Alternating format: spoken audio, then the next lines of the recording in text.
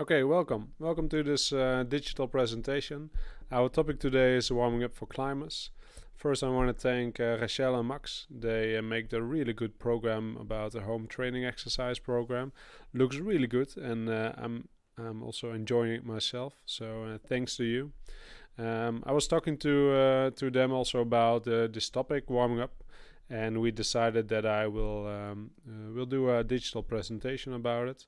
Afterwards, I will also make some videos about it. So I will show you an example of a warming up that you can do also now at home, without any weights or pull-up bars or elastic bands. There are a lot of possibilities. So I will show one example of them in a way that you can do it also now. Cool. My name is David Krijgsman. People know me maybe also. I'm a physiotherapist and an MSK sonographer. In my job as a physiotherapist, I'm specialized in more tendon-related problems, especially shoulder and elbow. And I also see a lot of climbers with injuries or questions about advice. I'm a teacher in MSK ultrasound courses, give some lectures. Also like to give some workshops around warming up, but especially also in physical training.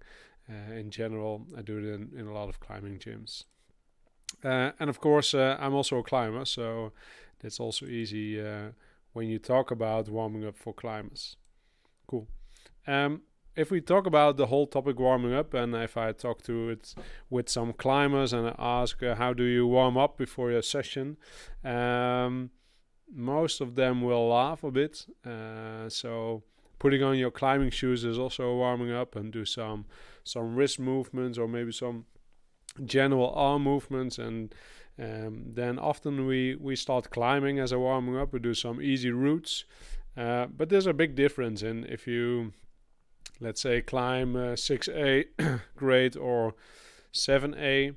If your max grade is 6A, you will start like in 4-5. I don't think it's a really good proper warming up. So if I talk to climbers, we have some discussion about it. So can you climb without warming up? Sure, why not? I see it often enough. Can you climb difficult routes? Yeah, sure. You can be a really good climber without doing any warm-up. Can you climb without getting an injury? Of course. But is there a good reason not to do a proper warming up? Then my answer will be no. There is not a good reason for it not to do it. If we look at the facts, this is just a summary of facts.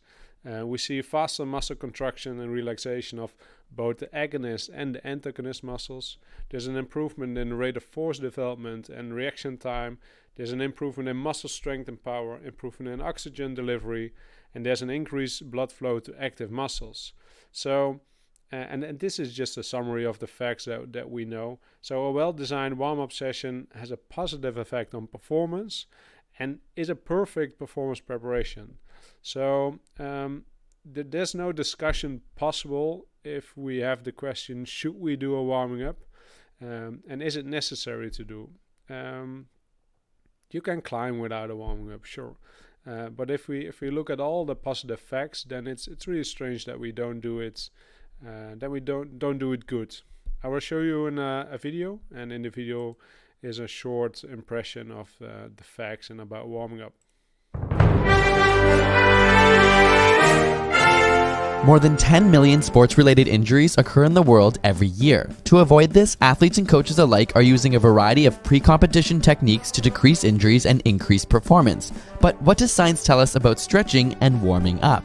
Many studies have looked at how stretching can affect athletic performance, and it turns out it depends on the activity. Sports such as figure skating and snowboarding, which require a wide range of motions to impress the judges, certainly benefit from an athlete's flexibility. But for power sports like speed skating and bobsledding, too much stretching may actually cause a temporary decrease in muscle strength. The overstretched muscle becomes less responsive and can stay weakened for up to 30 minutes. Although athletic competitions can be strenuous, there's little evidence to suggest that stretching before or after a competition decreases muscle soreness. Some studies have even noted that extreme flexibility can lead to an increase increase in the range of stretching without pain. And if you can't feel pain, the body doesn't know when to stop pushing. As a result, injuries can occur. Another large study of athletes found that the least and most flexible participants were 2.5 times more likely to incur an injury. So when it comes to flexibility in competitive sports, it's most beneficial to be moderately flexible. A well-designed warm-up is also extremely beneficial. The term itself comes from the positive effects of raising the temperature of your body before a competition.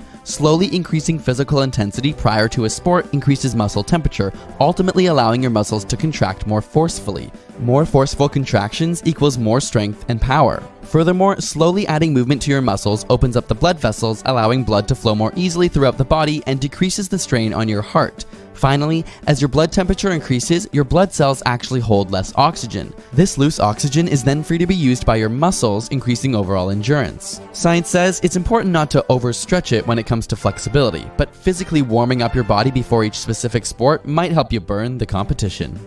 Don't forget, we have... Perfect. I think it's a really good clip about the effects of warming up, and also of course the benefits about it. So what I'm going to do, I'm gonna show you a method that we can use to form your warming up session, and it's really nice to look at all the exercise that you're doing already and try to place them in these 4 sections. And they call it the ramp method. There are 4 sections in it. So the first one is raise, then activate, mobilize, and potentiate at the end. We see often in practice that we especially combine the activation with the mobilize section, because a lot of exercises are overlapping.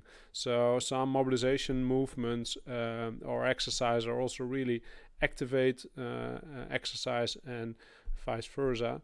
I will show you first. So the goal is just to raise your heartbeat. Think of jumping jacks, rope skipping, running, do some jumps, cycling, rowing on a rowing machine, etc. The next part is activate and mobilize, and that's what I already said.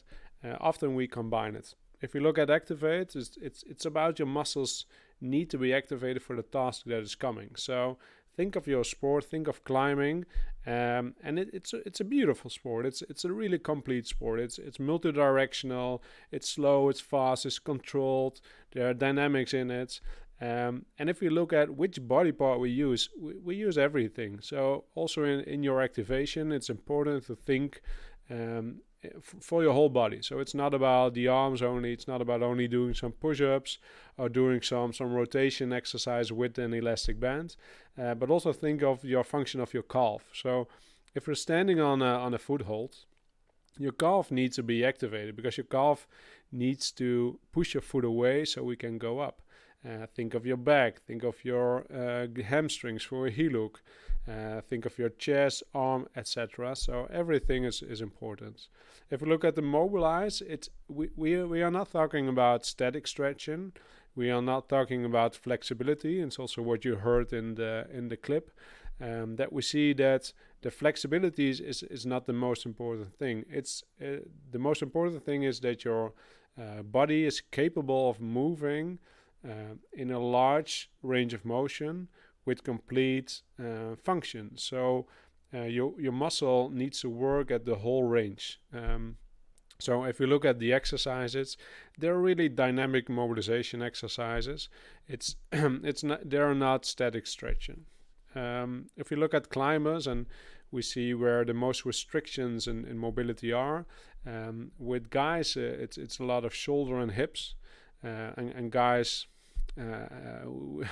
have often the most restrictions in mobility, but especially shoulders, back, and hips are really important.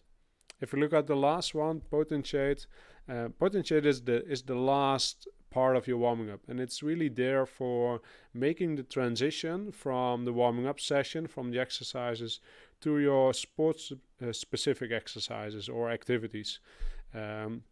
So what we see is there are more dynamic exercise in the last part.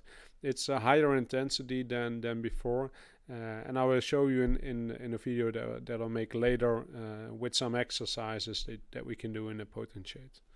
All right. If we look at warming up as a summary, we use the ramp methods, or raise, activate, mobilize, and potentiate. the goal is to give your body an optimal preparation for the task that is coming. And of course, your warming up session is really depending how you fill it in, depending on your training session. So if I have a training session that I do more max training, let's say I want to do some projects in Boulder Gym, then my warming up should be different than my training session is more about endurance. So think about what your training session would be, what your plan is, and then form your warm-up session. So if I do a more project exercise, project training, sorry, like maximum training, then normally I will do a larger warming up session, and especially out of the wall.